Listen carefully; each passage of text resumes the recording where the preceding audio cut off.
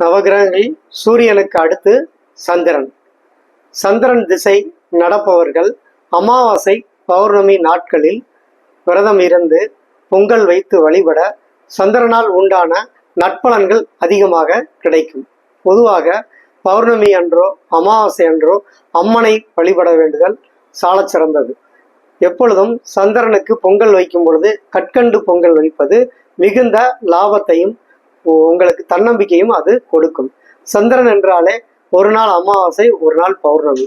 அதனால் எப்பொழுதும் சந்திர திசை நடக்கும் பொழுது அதிக பணம் வரவு என்பது ஒரு காலகட்டத்திலும், அதாவது 10 வருடம் நடக்கும் சந்திரன் திசையில் 5 வருடம் வருமானமும் 5 வருடம் செலவுகளும் கொடுக்கக்கூடியதாக இருக்கும். அதனால் இந்த ஏற்ற இறக்கம் கிடைக்கும் என்பதால் அதிக கவனத்துடன் இருக்க வேண்டும். எப்பொழுதும் பணம் கிடைக்கும் பொழுது அதை நீங்கள் சேமித்து வைத்துக் கொள்ளுதல் உங்களுக்கு மிகச்சிறந்த ஒரு ஐடியாவாக வைத்துக் கொள்ளலாம்.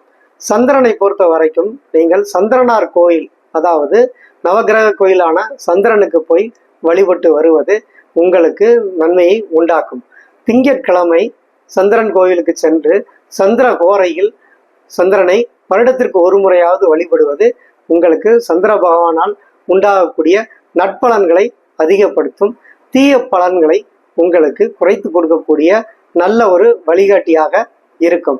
ஓம் சந்திராய நம என்று 9 முறை சொல்லி வழிபடுவது நன்மையை உண்டாக்கும்.